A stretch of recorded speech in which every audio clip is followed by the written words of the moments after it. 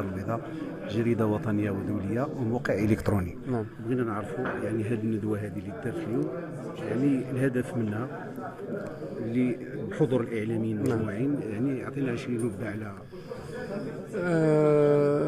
دأبت الكلية على القيام بواحد مجموعة أعمال هي موجهة بالأساس للمجتمع، ولكن لا نجد يعني آفاق رحبة للتعريف بها وللترويج لها، وبغينا نفتحوا هذا المنبر ديال التواصل مع المنابر الإعلامية، أولا للتعريف بالمنجزات ديالنا والمقاربات ديالنا سواء كانت بيداغوجية ولا علمية، وثانيا للتواصل معهم، هما اللي كيعبروا عن النبض المغربي، ومستعدين باش نستقبلوا كذلك الملاحظات ديالهم.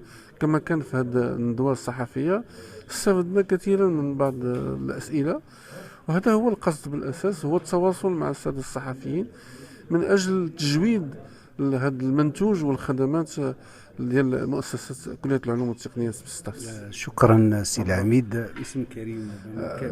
الحسين بوعياد، عميد كلية العلوم والتقنية بستارت. شكرا.